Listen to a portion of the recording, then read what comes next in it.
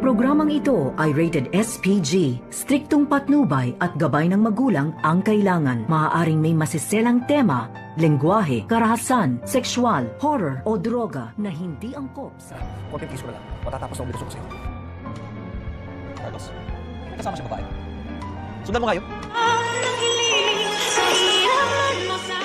Ngayong Miyerkules, narito na nga ang ating pagkaabangan sa abot kamay na pangarap. Dito nga nanalusutan ni Carlos itong mga katanungan ni Giselle at RJ na kung bakit naroon siya sa nasabing hotel kung saan ay nag-check-in din itong si Moira doon. At ang idinadahilan nga ni Carlos na may pasyente nga siya na nandun. Subalit tila hindi naniniwala, hindi nakukumbinsi itong si Giselle sa mga sinasabi nga dito ni Carlos Benitez. Samantala, nakumpirma na nga ng mga pulis na wala nga si Moira doon sa dati niyang tinitirhan. At umalis nga ito upang i-dispatcha itong pera at tinago nito. Subalit sa kasamaang palad ay nahukay naman ng ibang tao itong pera na ibinaon ni Moira doon sa bakanting lote. At dito nga na hinanap nila ni Carlos at pagdating nila doon ay wala na nga silang nadatnan na 30 million pesos dahil isinusuko na nga ng matandang iyon sa mga pulis dahil alam niya na baka galing daw iyon sa masama at nakumpirma nga ng mga pulis na yun na nga yung pera nila RJ dahil sa serial number na nagkakahalaga ng 30 million pesos.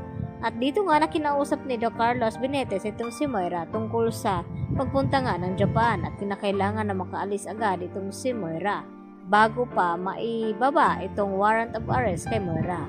At dito nga na kinatok ni Carlos itong si Moira sa bago niyang tinitirhan at nagulat nga ito dahil sa akala na baka mga pulis ang nandoon at laking gulat ni Moira nang si Carlos pala ang kanyang napagbuksan at nagtatalo pa nga itong dalawa dahil hindi daw binibilis-bilisan ni Moira ang kanyang kilos dahil alaum na daw ang flight ni Moira papuntang Japan.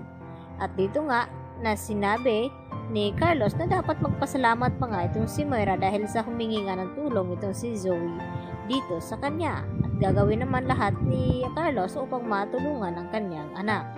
Kaya dito na nagmamadali at pumunta ng airport si Moira at Carlos. At dito naman na tinawagan din ni Giselle itong si Eric upang pabantayan daw itong si Zoe na hindi makaalis ng Apex. Baka pupuntahan niya itong kanyang ina. At dito na nagulat itong si Zoe nang sabihin nga dito ni Eric na may warrant of arrest na nga itong si Moira dahil sa mga perang nakita at nakumpirma na galing nga ito kay Moira. At dito habang papunta na nga sana sila upang arestuhin itong si Moira ay hindi nakala ni RJ habang nasa loob ng kotse na nakita niya itong si Carlos na may kasamang babae at napagtanto nga ni RJ na ang babaeng iyon na si Moira. At dito na hindi nagsasayang ng oras itong si RJ na sundan nga itong kotse ni Carlos Benitez at dito nila natimbog itong si Moira na may plano sanang tumaka subalit hindi natuloy dahil agad naman na inaresto ng mga pulis. Samantala, enjoy naman itong si Annalyn at itong si Renette dito sa Japan at pati na rin itong si Doc Lyndon Javier at dito naman na nagkatuwaan ng mag-ina at talagang sinulit nila ang mga araw na magkasama silang dalawa at hindi rin naman magpapatalo ito si Doc Lyndon Javier at wala pa nga silang mga alam itong si Annalyn at Lynette sa mga nangyayari sa mga pinagagawa ni Carlos kung bakit nanatili ito dito nga sa Pilipinas dahil sa gusto niyang matulungan itong si Zoe na hindi daw makulong itong si Moira dahil sa pakiusap ni Zoe na kapag makulong kanyang ina ay sabit din daw siya at makukulong din siya.